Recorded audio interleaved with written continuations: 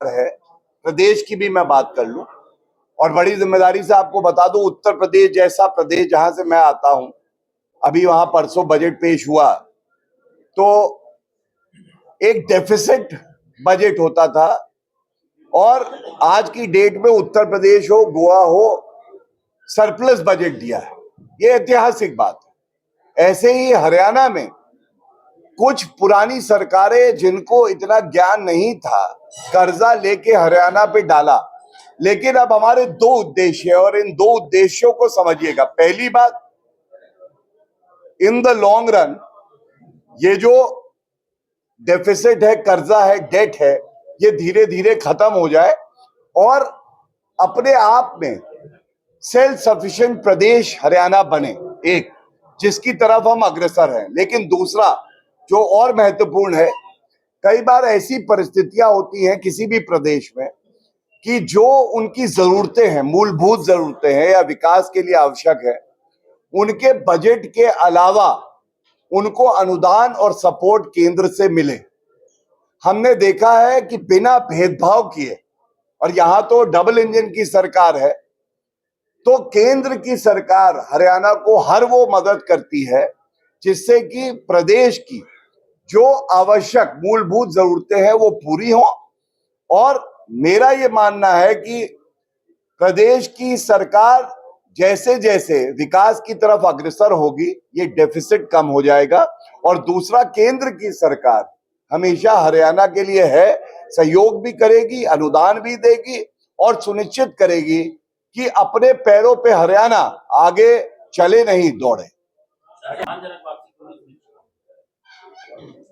सबसे पहले तो मैं ये कहूंगा कि मोदी जी वो व्यक्ति हैं जिन्होंने पूरे विश्व में, आज आप जाइए और भारत का पासपोर्ट अगर आपके हाथ में है तो आपका सम्मान सर आंखों पर रखते हुए वो किसी भी देश के पासपोर्ट से ज्यादा सम्मान आपको मिलता है। जो आपने बात करी उसके दो पहलू हैं। पहला पहलू देखिए, आपको एक बात समझनी होगी, हमारे देश के अंदर जो घुसपैठिए हैं वो आते हैं, एक बहुत बड़ी समस्या है और करोड़ों में, 3 करोड़ से ज्यादा घुसपैठिए बताते हैं, पश्चिम बंगाल हो, असम हो, और उसके बाद वो देश में विभिन्न प्रदेशों में फैल जाते हैं। और सर्बानंद सोनोवाल का जजमेंट है, क्योंकि मैं वरिष्ठ अधिवक्ता हूं सुप्रीम कोर्ट का, आप पढ़िएगा उसमें क्या लिखा है। हमारी आंतरिक सुरक्षा के लिए वो खतरा है, जो लोकल जॉब्स हैं वो छीन लेते हैं क्योंकि वो कम जो वेतन पे काम करने के लिए तैयार है। तीसरा, जो कल्चरल डेमोग्राफी है, आपका अपना कल्चर है, उससे उनका कोई लेना देना नहीं है, वो उसको खत्म करते हैं। और भारत हमेशा से एक बात कहता रहा है, एक एक घुसपैठियों को, खासकर मोदी जी की सरकार में, हम वापस भेजेंगे। तो असूलन अगर हम किसी को वापस भेजना चाहते हैं जो अवैध रूप में भारत में आया है, तो हमें एक आइडियल कंट्री बन के पहले ये करना है कि अगर कोई गलत गया है तो हमारा देश उसे स्वीकार कर रहा है, जो भारत ने करके दिखाया है। लेकिन जो बात आपने कही, सबसे ज्यादा जरूरी यह है, ये बदहाली भारत की पिछली सरकारों में क्यों हुई कि यहां का युवा अवैध रूप में बाहर जाने के लिए मजबूर हुआ। वो मेहनत करने के लिए तैयार था, वो मेहनत कश था, लेकिन उसके पास रोजगार के अवसर नहीं थे तो वो बाहर जाता था। अब हमारी जिम्मेदारी यह है कि हम उसको लाए हैं वापस, हम उसको ऐसा भविष्य दें कि वो, उसका परिवार और उसके बच्चे कभी मजबूर ना हो कि वो बाहर इस तरीके से जाएं। वो जाए तो सम्मान से जाए, विधिक तौर पे सही होके जाए, पासपोर्ट पे ठप्पा लगे, और ये सुनिश्चित करेंगे मोदी जी। और वो मैं उसमें भी आपको बता दूं, देखिए ये हमेशा ध्यान रखना चाहिए कि एवरी डिपोटेशन हैज प्रोटोकॉल्स। जो प्रोटोकॉल्स उस देश के थे उस हिसाब से उन्होंने भेजा, जो कतई सही नहीं है। और इस बात को हमारी जो सरकार है उसने जो सही चैनल है उस माध्यम से उठाया है, और ये सुनिश्चित किया जाएगा। आप अगर, मेरी जानकारी ये है कि जब दूसरी और तीसरी फ्लाइट आई तो उसमें बहुत सी चीजें जो कड़ाई पहली फ्लाइट में थी उसमें उन्होंने ईज आउट किया, जैसे महिलाओं के लिए, बच्चों के लिए उन्होंने उसको ईज आउट किया। और हम ये प्रयास जारी रखेंगे कि हम किसी को अगर वापस लेते हैं और वो भेज रहे हैं तो ऐसे भेजे that the liberty and the dignity of that individual is not compromise. इसके लिए हम लोग प्रतिबद्ध हैं, एक एक करके, वन बाय वन। आपने कहा कि मोदी जी के दिलों के अंदर जो है किसान बसते हैं, और अगर किसानों की बात करें तो वो लगातार एमएसपी की गारंटी मांग रहे हैं, तो क्या उनको मिल पाएगी, क्या गारंटी? देखिए, मैं तो बड़े गर्व से हरियाणा में बैठा हूं, इसलिए कह सकता हूं ये ऐसा प्रदेश है जहां चुनाव से पहले और चुनाव के दौरान मैं आया भी था, तो हमने एक वादा किया 24 फसलों पे एमएसपी देंगे। शायद ये कहीं और नहीं हुआ, 24 फसलों पे एमएसपी हमने दी। और आपको बता दूं कि मेरे पास एक तुलनात्मक चार्ट था, जो सही अगर याद है, ये 8 से 9 फसलों पे होती थी जब दूसरी सरकार कांग्रेस की थी। और सबसे बड़ी बात है, क्योंकि मैं बजट की बात कर रहा हूं, राष्ट्र की बात कर रहा हूं, एक आंकड़ा आपको बहुत ईमानदारी से देता हूं। प्रधानमंत्री किसान सम्मान निधि, आप जानते हैं कि 2000 रुपए हर 3 महीने बाद, 4 महीने बाद जो है किसान को मिलता है, 4 महीने बाद 2000 रुपए। हाँ, और ये टोटल अगर आप करें तो 3,25,000 करोड़ रुपए, 12 करोड़ किसान भाई जो हमारे देश भर में है उनके खातों में सीधा गया है।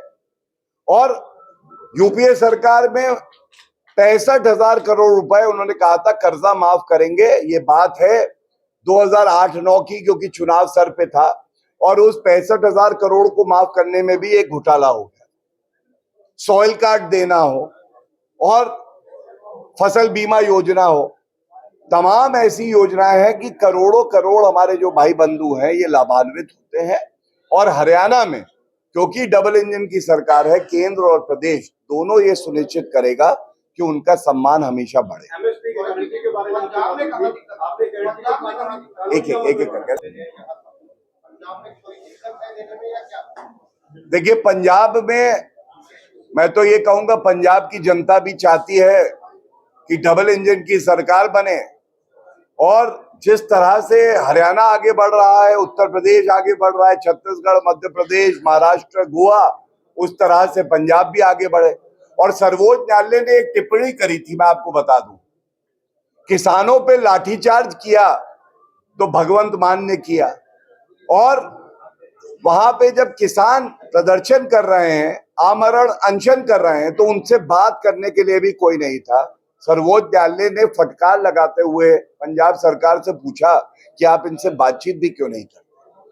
और पंजाब की सरकार निठल्ली निकम्मी, कुछ करे ना करे, मैं जिम्मेदारी से ये कह सकता हूं कि केंद्र की सरकार और नरेंद्र मोदी जी जरूर, चाहे पंजाब हो, चाहे हरियाणा हो, चाहे उत्तर प्रदेश हो, चाहे महाराष्ट्र हो, पूरे देश का किसान है, उसका हित जरूर करेंगे, उसके सम्मान की रक्षा जरूर करेंगे। सर, आपने बाहर जाने की बातें की कि एम्प्लॉयमेंट के लिए लोग बाहर जा रहे हैं, लेकिन अगर अकॉर्डिंग टू सर्वे एजेंसीज देखा जाए तो नंबर 1 हरियाणा है अनएम्प्लॉयमेंट रेट के अंदर, तो नौकरियां कहाँ है? देखिए, जैसा मैंने आपको कहा, रोजगार के अवसर पैदा करना और नौकरियां देना ये हमारी जिम्मेदारी है। Can I answer? आप एक और पूरा कर लो क्वेश्चन, फिर आई ट्राई टू आंसर। नहीं, आप वो अच्छा नहीं लगेगा, आप बीच में मैं टोकूंगा, आप करो, पूरा कर लो। हो गया, थैंक यू। मैं इसका एक पहले अवसर पैदा करना आवश्यक है, और इसीलिए मैं आपको ऑफ हैंड, आपने एक प्रश्न पूछा और मेरा प्रयास ये नहीं कि गोलमोल बात करके इधर उधर निकाल दूं, आपको कुछ आंकड़े दे पाऊं, कुछ दिखा पाऊं कि बदल रहा है, ये मेरी एक कोशिश है और ईमानदारी से। सबसे पहले ईपीएफओ का डेटा, जो कि सबसे ऑथेंटिक डेटा होता है रोजगार के अवसर कितने पैदा हुए ये देखने के लिए, तो 10 साल में 18 करोड़ नए ईपीएफओ अकाउंट बने, जो डेटा हमने सार्वजनिक किया। इसका मतलब औसतन 1.8 करोड़ नौकरी लगी हमारे नागरिकों की पिछले 10 साल में। दूसरा, केवल नौकरी लगना ही नहीं जरूरी है, यह भी जरूरी है कि रोजगार के अवसर पैदा किए जाए। और मुद्रा योजना जो हमारी स्कीम है, इसमें करीब 53 करोड़ ऐसे लोन्स दिए गए हैं जिनसे रोजगार के अवसर पैदा हुए हैं। ये रोजगार के अवसर जब पैदा होते हैं तो एक व्यक्ति अगर लोन लेता है और व्यापार करता है या वो बिजनेस करता है तो वो 2 से 3 से 4 लोगों को और एम्प्लॉय करता है। ये भी बहुत इंपॉर्टेंट है। और एक तुलनात्मक बात, अभी एक आंकड़ा बहुत अच्छा दिया मेरी बहन ने, मैं आपके बीच में रख दूं क्योंकि यह आवश्यक है। हरियाणा में बैठे हैं, जब कांग्रेस की सरकार थी तो 10 साल में 75,000 सरकारी नौकरियां दी थी उन्होंने, और भारतीय जनता पार्टी के 10 साल में 2 लाख। तो अगर मेरी गणित ठीक है तो ये करीब करीब 3 गुना होता है, 270% होता है। और इसके अलावा ये जो बजट की मैंने बात करी, बजट पे वापस आते हुए एक बात और आपको कहना चाहूंगा। ये जो कैपिटल एक्सपेंडिचर मैंने बताया ना 10 लाख करोड़ का हो रहा है, रोड बन रही है, इंफ्रास्ट्रक्चर आएगा, अस्पताल आएंगे, इससे रोजगार के अवसर पैदा होते हैं। When you infuse capital in an economy it creates greater jobs, और इसीलिए इस कैपिटल इन्फ्यूजन की बात करना आवश्यक है। और हरियाणा और तमाम और प्रदेश हैं, जब डबल इंजन की सरकार होती है तो जो केंद्र की योजनाएं हैं उसका लाभ प्रदेश की सरकार लेती है और कोई रोड़े नहीं लगाती है। जैसे दिल्ली की अभी बात कर रहे थे तो वहां पे मैं आपको बताऊं, आयुष्मान योजना लागू नहीं करी थी। पहली कैबिनेट हुई, हम लोगों ने फैसला किया आयुष्मान योजना लागू हो। प्रधानमंत्री फसल बीमा योजना लागू नहीं करी थी। तो ये लाभ हरियाणा सरकार उठाती आई है, और हरियाणा सरकार जो भी मांग रखेगी, बड़ी जिम्मेदारी से ये कह सकता हूं, संवेदनशील सरकार केंद्र में है। उन मांगों पे विचार करके हरियाणा को ज्यादा से ज्यादा दिया जाए, ये सुनिश्चित। सर आप क्योंकि हरियाणा सरकार बार-बार कह रही है, कह रहे हैं कि एक छोटी सरकार का चुनाव, और आप भी इस वक्त ऐसे इस समय में आए हैं जब चुनाव कर रहे हैं, तो क्या आप कहना चाहेंगे पूरे हरियाणा के परिप्रेक्ष्य में, क्योंकि नौजवान। देखिए, मैं सबसे पहले तो ये कहना चाहूंगा कि मैं अपने प्रदेश इसलिए आया हूं क्योंकि आपने बुलाया है मोहब्बत से। एक बजट आया जिसके आंकड़े मुझे आपके समक्ष रखने थे और ईमानदारी से मैंने प्रयास किया रखने का। चुनाव लोकतंत्र की नींव है और हम लोग डबल इंजन की बात करते हैं, और क्यों करते हैं उसका सबसे बड़ा कारण है समन्वय। अगर राजनीति बीच में आ जाती है तो सबसे ज्यादा कष्ट किसको होता है? जनता को होता है। क्योंकि ऐसा देखा गया है कि विपक्षी पार्टियों की सरकारें प्रयास करती हैं कि अच्छा काम केंद्र कर रहा है तो वो ना हो, रुक जाए कि वाहवाही होगी।